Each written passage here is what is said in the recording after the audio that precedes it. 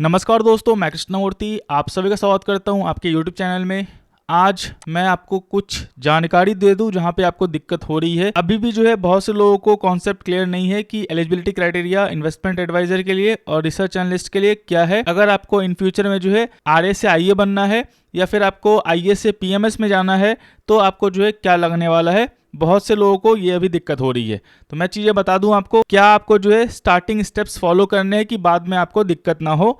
और ये चीज़ आपको जो है ध्यान रखनी है कि ये लॉन्ग टर्म के लिए आप सोचें, ऐसा नहीं कि शॉर्ट टर्म में कुछ से कुछ कर लिया फिर जो है बाद में दिक्कत हुई तो फिर कंसर्न हो जाएगा। वो अभी सुनने में आ रहा है कि लोग जो है फॉर्जरी डिग्री बना रहे हैं, इसके रिगार्डिंग से फायदा नहीं होने वाला। मैं आपको आसान तरीका बताता हूँ, थोड़ा आपको पढ़ना पड़ेगा, आपको लाइसेंस मिल जाएगा। मैंने कितने को लाइसेंस जो है हेल्प किया है प्रोसेसिंग करवाने में और लाइसेंस अप्रूव हुआ है, तो आपको दिक्कत नहीं लेनी है। फॉर्जरी वाले में दिक्कत यह है कि मान लो कहीं पकड़े गए, मास में डॉक्यूमेंट्स जो हैं आपको बनाने के लिए दे रहे होंगे, अगर कहीं पकड़े गए तो फिर वो कंसर्न हो जाएगा और बाद में आपके पास एलिजिबिलिटी क्राइटेरिया रहेगी भी, आपके पास सारे डॉक्यूमेंट्स रहेंगे भी, तब भी सेबी आपको देने से मना कर सकती है, क्योंकि जो है सेबी आपको इथिकल बैकग्राउंड पे ब्लैकलिस्ट कर देगी। ये जो है आपका इथिकल ग्राउंड है जहाँ पे आप जो है पैसे क्लाइंट के, अगर आप फॉर्जरी वाले डॉक्यूमेंट्स या चीज़ें लेके जाते हो सेबी के पास और पकड़े गए तो फिर दिक्कत आपको जो है बाद में बहुत हो सकती है। वो चीज़ आपको ध्यान रखना है। एलिजिबिलिटी क्राइटेरिया है सिंपल, मैंने बता रखा है, आपको कुछ सोचना नहीं है। अगर आपका ग्रेजुएशन और आपका मास्टर्स में आप मान लो एमकॉम मान लो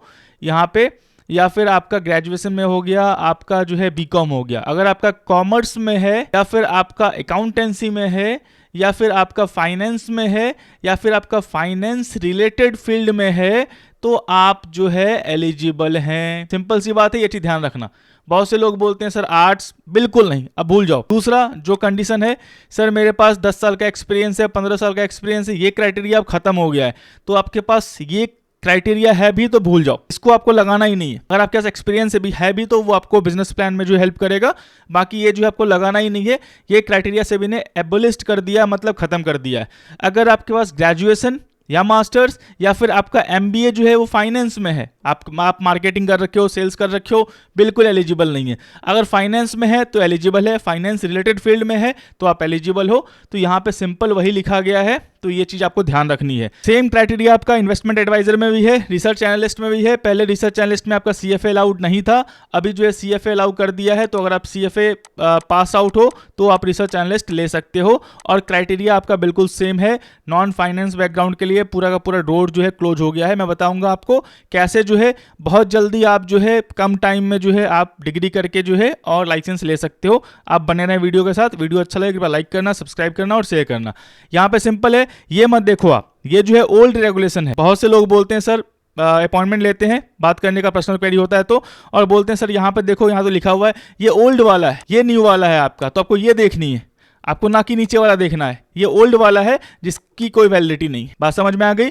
तो अगर आप ग्रेजुएशन हो, मास्टर्स हो, एमबीए हो, किसी फील्ड में, फाइनेंस रिलेटेड फील्ड में आप हो तो आप एलिजिबल हो, आसानी से अप्लाई कर सकते हो खुद से भी। अगर आपको सपोर्ट चाहिए तो आप जो है कांटेक्ट कर सकते हो। सिंपल, ये चीज ध्यान रखना। यहाँ पे देखो कोई भी ईयर नहीं लिखा हुआ है। अगर आपके पास डिग्री है ग्रेजुएशन का, मास्टर्स का, एमबीए का, जो भी है, रेगुलर है तो ये 3 साल का है, मास्टर्स 2 साल का है, एमबीए 2 साल का होगा। यहाँ पे कोई ईयर नहीं लिखा हुआ है। टर्म में आपका पोस्ट ग्रेजुएट डिप्लोमा जो कि 1 साल का होता है और ये फाइनेंशियल मैनेजमेंट में होता है। बहुत सारे कॉलेज करवाती है, बहुत सारे कॉलेज नहीं करवाती है, लेकिन मैं आपको बेस्ट कोर्स बताने वाला हूँ।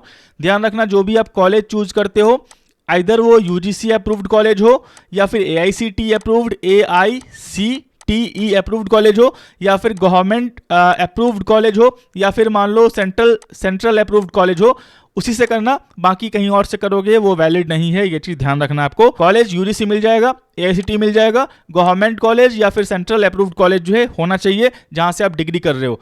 ऑनलाइन आप डिग्री करोगे तो वो एलिजिबल नहीं है। अगर मान लो ये चारों से वो अप्रूव्ड नहीं है तो चारों अप्रूव्ड नहीं होने चाहिए, कोई एक, आइदर यूजीसी या AICTE या फिर गवर्नमेंट कॉलेज या सेंट्रल कॉलेज, कोई एक से अप्रूव्ड है तो हो जाएगा। आरए में जो है कोई आपको ईयर नहीं लिखा हुआ है, लेकिन यहाँ पे देख लो, फिर से बोल रहा हूँ, ये जो आपका है नीचे वाला इन्वेस्टमेंट एडवाइजर का, ये आपका रेगुलेशन है। ये जो आपका नीचे वाला है ये आपका ओल्ड वाला है, तो ये देख के मत आना कि सर ये वाले में तो लिखा हुआ है, ये आपका ओल्ड वाला है, ये वैलिड नहीं हो गया। 16 दिसंबर के बाद जो है ये चीजें जो है वैलिड नहीं है। 16 दिसंबर 2024 के बाद जो है ये आपका रेगुलेशन वैलिड नहीं है, यही आपका रेगुलेशन वैलिड है। यहाँ पे देखो जो आपका ड्यूरेशन है वो 2 ईयर्स का है। ग्रेजुएशन तो 3 ईयर्स का होता है। तो आप ग्रेजुएशन जो है कोई सा भी फाइनेंस के रिलेटेड डिग्री है, कॉमर्स के, अकाउंटिंग, इकोनॉमिक्स के, तो आप एलिजिबल हो।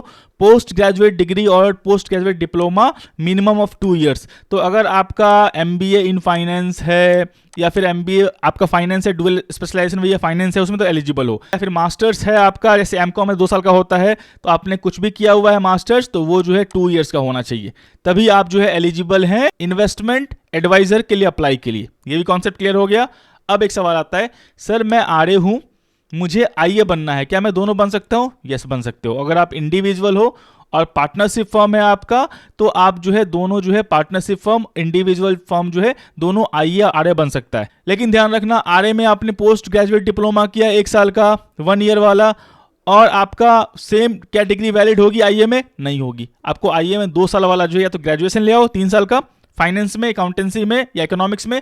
अगर मास्टर्स है तो वो 2 साल वाला होना चाहिए, तभी आप एलिजिबल हो। अगर 2 साल वाला है तो आप RA में भी एलिजिबल हो और IA में भी एलिजिबल हो, ये चीज ध्यान रख लेना। बहुत से लोग बोलते हैं सर मैं RA हूं, मुझे IA बनना है, तो यहाँ पे आपको 2 ईयर्स वाला जो है मास्टर्स कंपलसरी है। ग्रेजुएशन है तो ओके है, नहीं है तो 2 ईयर्स वाला मास्टर्स कंपलसरी है फाइनेंस रिलेटेड फील्ड में। सर मैं IA हूं, RA हूं, मुझे PMS लेना है, तो PMS का जो है क्राइटेरिया वो 5 ईयर्स का एक्सपीरियंस का है, वो आपको जो है रहना पड़ेगा। पहले 5 साल का एक्सपीरियंस आप कम से कम, RA नहीं तो इन्वेस्टमेंट एडवाइजर ले लो, क्योंकि यहाँ पे आप गाइड करते हो, गाइडेंस करते हो, क्लाइंट से जो है पोर्टफोलियो चीज़ें गाइड करते हो, तो IA ज़्यादा वैलिड रहेगा। IA ले लो, IA में पहले 5 साल काम करो, कंप्लाइंसेस मेंटेन रखो, चीज़ें बिल्कुल इथिकल रखो, उसके बाद जो है 5 साल के बाद जो भी नेटवर्थ क्राइटेरिया है 5 करोड़ का, जो भी चीज़ें हैं उसको फॉलो, उसको आप क्राइटेरिया फुलफिल करो और फिर PMS के लिए चले जाओ। उससे पहले PMS के लिए आप एलिजिबल नहीं हो। बहुत से क्वेरी आते हैं, इसलिए मैं बता दिया आपको। PMS चाहिए तो पहले RA ले लो, RA के बाद IA ले लो, IA के बाद अच्छे से 5 साल काम करो, कंप्लाइंस से इथिकल तरीके से काम करो और चीज़ें सब कुछ सही रहेंगी, तो आप PMS के अप्लाई कर सकते हो। ये भी कॉन्सेप्ट क्लियर हो गया आपको। अब मैं बता रहा हूँ आपको 1 ईयर का जो कोर्स है, IA का समझ गए, 2 साल का कोर्स करना पड़ेगा, या तो ग्रेजुएशन ले आओ या फिर मास्टर्स कर रहे हो, 2 साल का कोर्स जो है आपको करना ही करना पड़ेगा। यहाँ पे RA में 1 साल का कोर्स चल जाएगा। जो भी कोर्स है फाइनेंस में, आप बता रहा हूँ सबसे बेस्ट कोर्स कौन सा है, आपको दिक्कत नहीं होगी। यहाँ पे देखो, जो भी आपके पर्सनल क्वेरी होंगे आप अपॉइंटमेंट ले सकते हो। वैसे मैंने बता दिया है, मान लो कि आपको कुछ का खुद का पर्सनल कुछ पूछना है, तो आप जो है यहाँ पे नीचे दिए गए नंबर पे आप टेक्स्ट करना, ये आपको चलाएगा। यहाँ से पेमेंट लिंक है, इस पर क्लिक करके 1500 का फीस है, हाफ एन आवर तक। जो भी आपके क्वेरी है, क्वेरी नोट डाउन कर लेना, पे कर देना, टीम आपको कनेक्ट करवा देगी मेरे से। जो भी चीजें होंगी आप डायरेक्टली जो है पूछ सकते हो। पर्सनल क्वेरी जो है उसमें टाइम जाता है, वहां पे चीजें आप अपने हिसाब से पूछते हो क्या है नहीं है। या तो यहाँ पे आप व्हाट्सएप पे कैटलॉग पे जाओगे तो कैटलॉग से भी कर सकते हो, या फिर जो है आप लर्निंग मिरर पे आना, ये वाला प्लान जो है परचेज करके जो है आप जो है स्क्रीनशॉट सेंड कर सकते हो इस नंबर पे, या फिर आप जो है व्हाट्सएप कैटलॉग पे चले आना। यहाँ पे आपको दिख जाएगा जो भी चीज़ें हैं, बेसिक एलिजिबिलिटी क्राइटेरिया जो भी चीज़ें हैं, यहाँ पे स्कैनर पे करके ओनली सिर्फ अपॉइंटमेंट के लिए है कि बेसिक क्वेरी जो है आपके वो, बाकी जो सेबी रजिस्ट्रेशन का डॉक्यूमेंटेशन क्लैरिफिकेशन जो चार्ज है वो आपका अलग है। वो जब आप एलिजिबल हो जाओगे, चीज़ें सब कुछ सही रहेंगी, अलाइन रहेंगी और चांसेज आपके हाई रहेंगे, वो तब प्रोसेस करेंगे। आप खुद से भी कर सकते हो, सपोर्ट चाहिए तो सपोर्ट जो है आपको मिल जाएगा। यहाँ पे जो है पेमेंट के बाद आप स्क्रीनशॉट सेंड कर देना, टीम जो है आपसे कनेक्ट करवा देगी और जो भी आपके क्वेरी होंगे नोट डाउन करके रखे रहना। जो भी क्वेरी होंगे आप डायरेक्टली जो है पूछ सकते हो। सिंपल जो यहाँ पे इनका एप्लीकेशन देख रहा हूँ, वो आपको डिग्री क्या है, यहाँ पे डिग्री मैं यहाँ पे ओपन कर रहा हूँ, चीजें आप यहाँ पे देख लो। डिग्री आपका किस चीज में है, ये देखो। आपका जो डिग्री है आपका वो है post graduate diploma in financial management, IGNOU से है। थोड़ा पढ़ना पड़ेगा, ध्यान रखना आपको। अगर थोड़ा पढ़ सकते हो तो आसानी से जो है आप 1 साल का कोर्स है ये आपका, 1 साल में जो है चीज़ें जो है आपको, आप एलिजिबल हो जाओगे सेबी में अप्लाई करने के लिए। और एप्लीकेशन जो है चीज़ें अगर प्रोसेस हुई अच्छे से करते हो तो अप्रूव भी हो जाएगा, कोई दिक्कत नहीं है। यहाँ पे देखो जो भी चीज़ें हैं, यहाँ पे post graduate diploma in financial management, ये जो है आप कर लो, आप एलिजिबल हो। अब यहाँ पे आते हैं, यहाँ पे ध्यान रखना प्रोविजनल सर्टिफिकेट है आपका, डिग्री चाहिए होता है अप्लाई करने वक्त। थोड़ी चीज़ें बेसिक जो डॉक्यूमेंट्स हैं वो तैयार रखना, नहीं तो फिर आपको जो है थोड़ा वेट करना पड़ेगा। अब यहाँ पे आते हैं, ये आपका कोर्स है, जो इग्नू का सेशन होता है वो आप ध्यान में रखें। और ये आप जो है post graduate diploma in financial management जो है, इस पर आप जो है इनरोल कर दें। 20,000 फीस है इसकी, थोड़ा पढ़ना पड़ेगा आपको। 2nd डिवीजन 3rd डिवीजन जो भी डिवीजन लाते हो आप सब में एलिजिबल हो, कोई दिक्कत नहीं है। 1st डिवीजन है, 2nd डिवीजन 3rd डिवीजन कुछ भी है, आप सब में एलिजिबल हो, तो ये चीज़ ध्यान रखना।